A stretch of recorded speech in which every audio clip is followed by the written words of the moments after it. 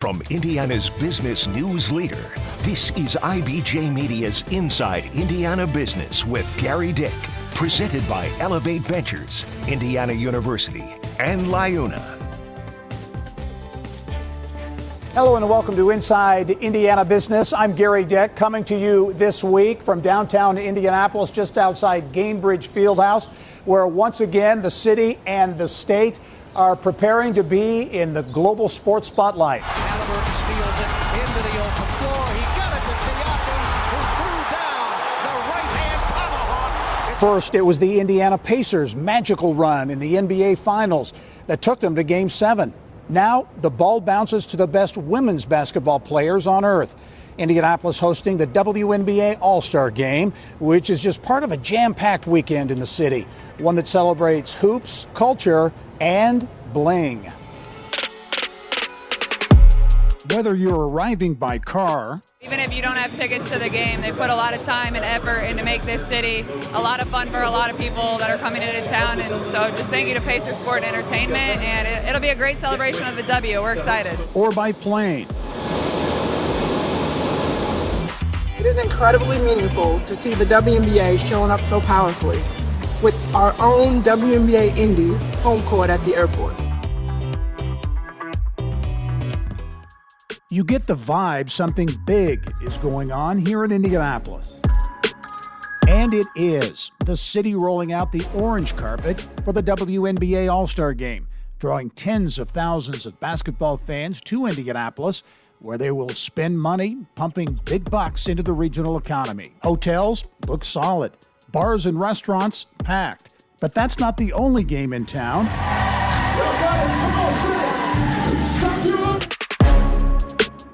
Indiana Black Expo celebrating its 54th summer celebration.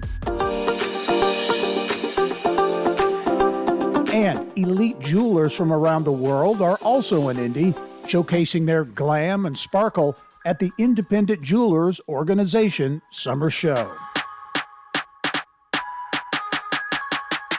Downtown Indianapolis certainly buzzing this weekend, and we begin our show this week with a key person, a key player in putting together the WNBA All-Star Game in Indianapolis, the CEO of Pacer Sports and Entertainment, Mel Raines. Mel, it's always great to see you. Thanks for having me on, Gerry. Okay, Gainbridge, in the area around Gainbridge and downtown, this, I assume, has been a madhouse between, the NBA Finals, hosting here just a few weeks ago, and getting ready for this big game. Yeah, it really is. I think we're wrapping up what's been a couple of months between the Eastern Conference Finals, the NBA Finals, which were a great training for us for WNBA All-Star to get ready to hosting this summer event, and couldn't be better for downtown for us to be able to have this much activity in Gainbridge Fieldhouse. As you look at the activation downtown with local businesses, the signage, all the things that people have noticed and are noticing as they come downtown, very substantial.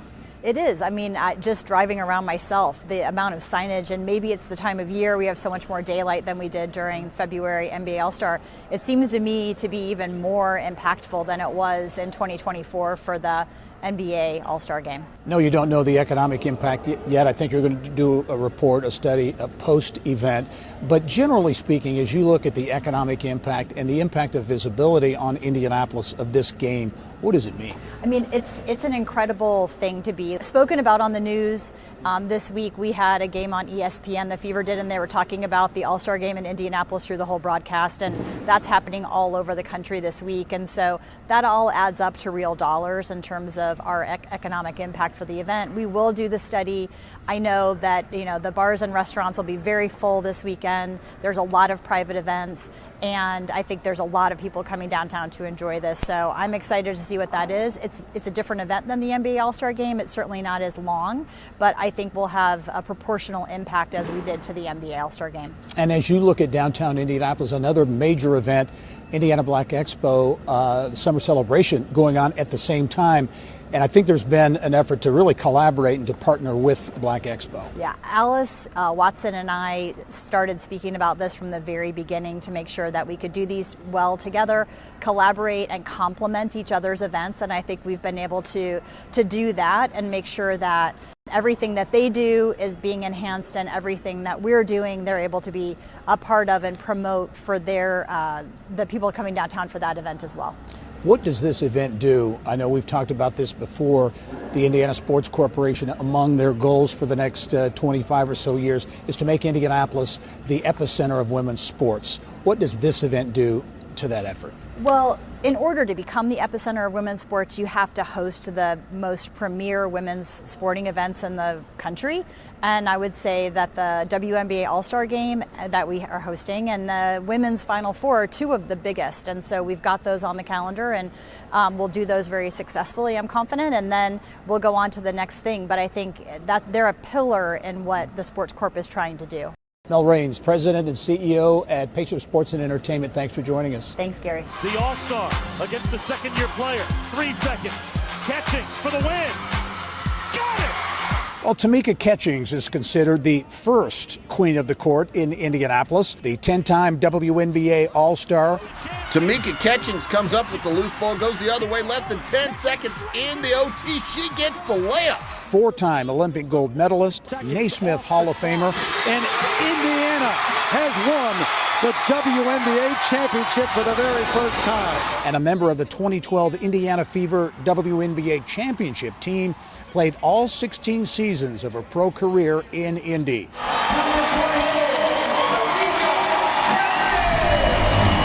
Tamika is still a prominent figure here, business owner, philanthropist, one of the captains pushing girls sports, and now as part of the kickoff to WNBA All-Star Weekend, Tamika has her own mural on Mass Ave. It makes me feel proud when you go back just to the beginning of the WNBA, and especially because there were so many people that said it wouldn't last, it wouldn't make it. And so 5 years here, another 5 years, another 5 years, and you know, especially right now, just seeing the growth the last couple of years.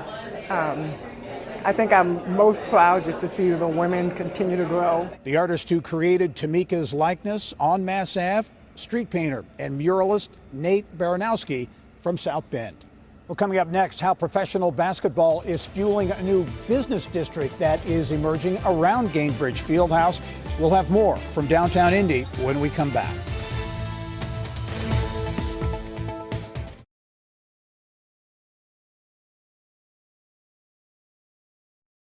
And welcome back to downtown Indianapolis and Gainbridge Fieldhouse, playing host to the WNBA All-Star Game. Pleased to be joined now by Visit Indy Executive Vice President Chris Gahl as we talk economic impact. Chris, it's always great to see you. Thanks for having me on, Gary. It's fun to see the city dressed up. Yeah, in a big way. Again, following the NBA Finals, the latest in a series of big events that Indianapolis typically does so well. And this weekend, the focus on Indianapolis will be huge. 70,000 expected downtown for the All-Star Game, but that's on top of Indiana Black Expo. Yeah, we have Indiana Black Expo summer celebration with roughly 80,000 visitors. There's a jewelry convention also meeting inside the convention center with tens of thousands, and then this piece of the puzzle, the tourism equation, and the WNBA All-Star Game. So it's all said, 100,000 plus people in and around Indianapolis spending money, hopefully leaving with a positive impression of our city and bouncing back. And I guess you could say these events kind of make the case for continued expansion of the convention center, because without the expansion, probably wouldn't be able to host these. No, 3 separate events, all inside the convention center.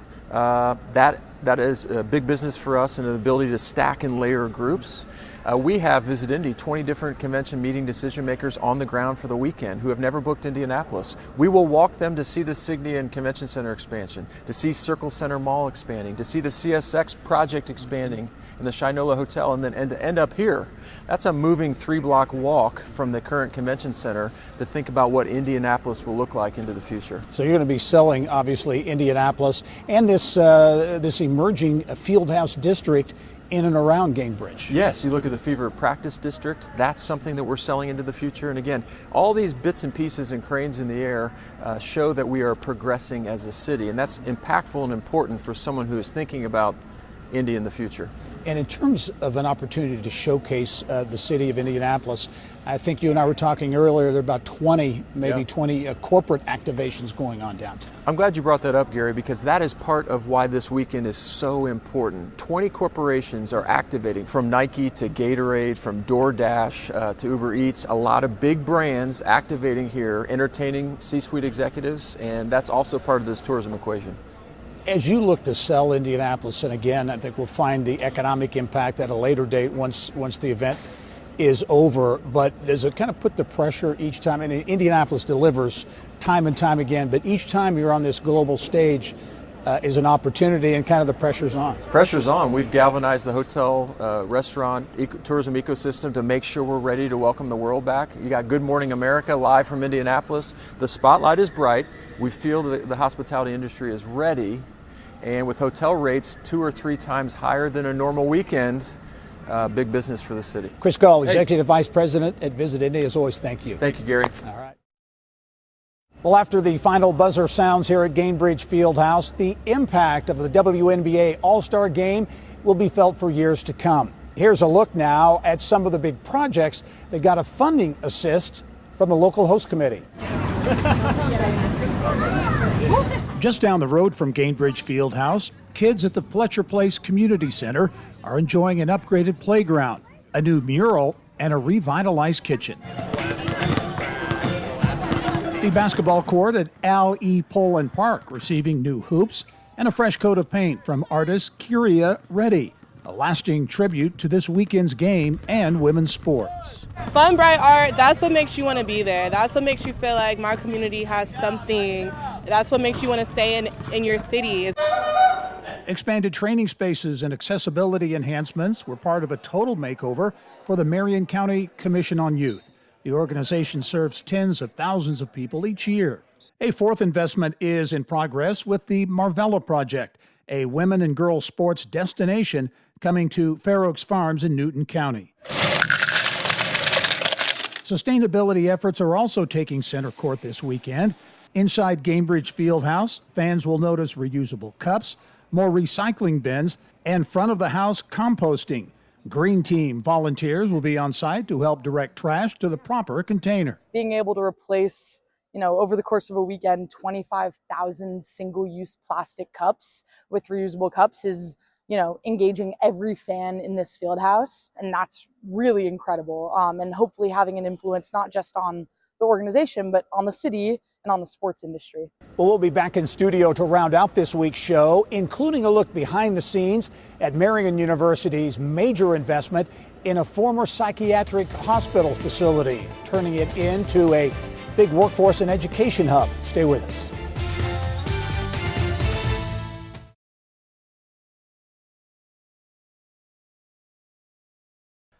Time now for our Eye on Education, brought to you by PNC Bank.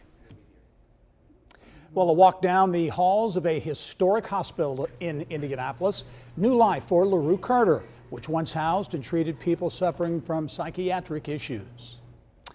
Back here in studio now with a look at how Marian University is leading the charge to invest $137 million to turn the building and property into a hub for education and workforce training. Marian President Dan Elstner joins me now with more. And Dan, it's always great to see you. Good to see you. Another growth story at Marian. Tell me, Dan, why is this the right time for this project, and what's it going to do?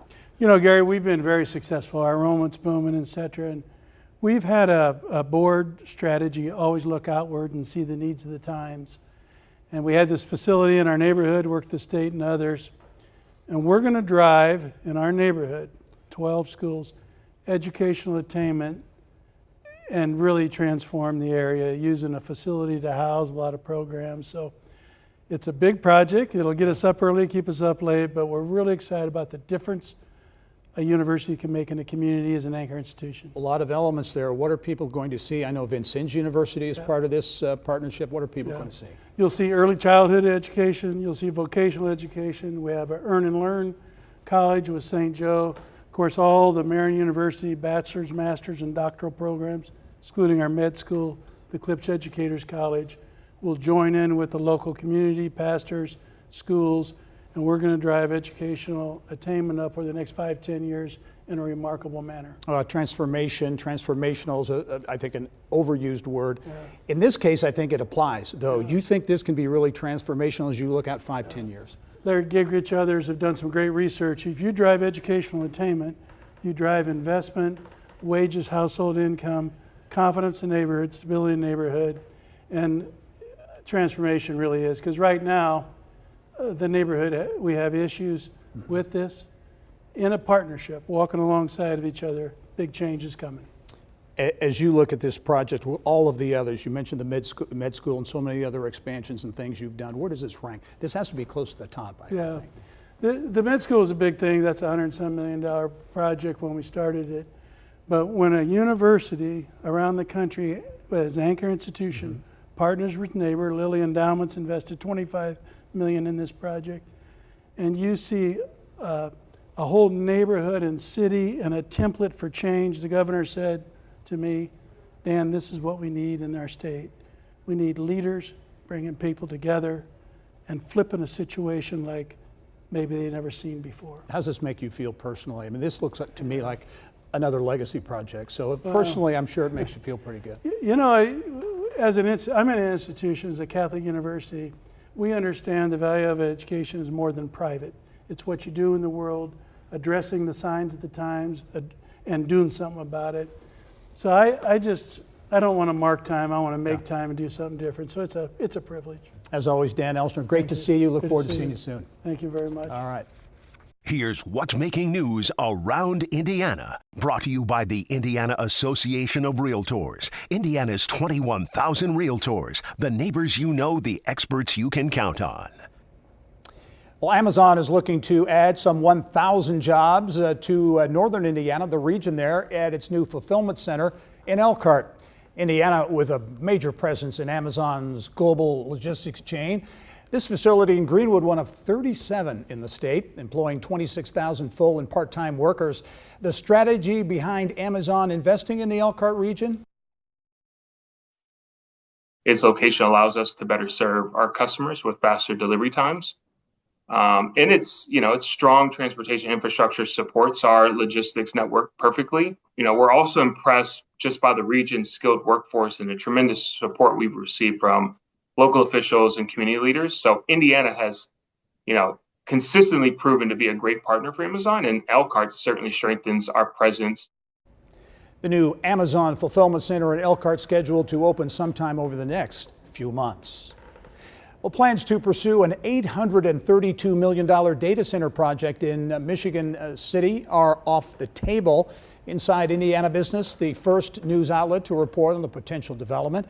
In a statement to our partners at the Times of Northwest Indiana, Michigan City Mayor Angie Nelson Deitch says the city and developer could not agree on a tax deal and added there really was limited job creation potential.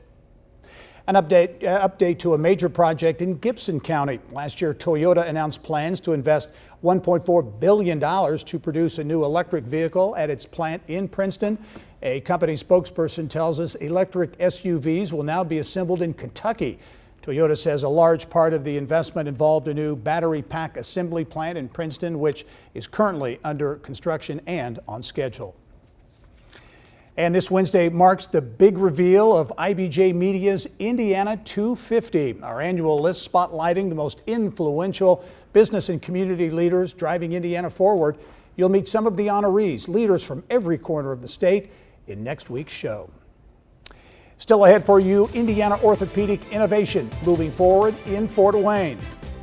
And in the orthopedics capital of the world, in Warsaw, how Zimmer is making moves to become the leader in surgical robotics. Details in this week's Business of Health.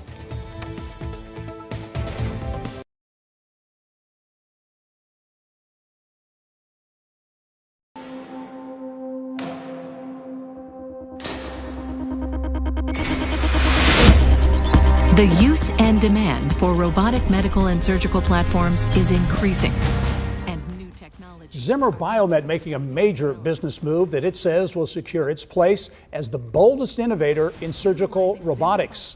The Warsaw-based orthopedics giant set to acquire Monogram Technologies, a Texas-based orthopedic robotics company.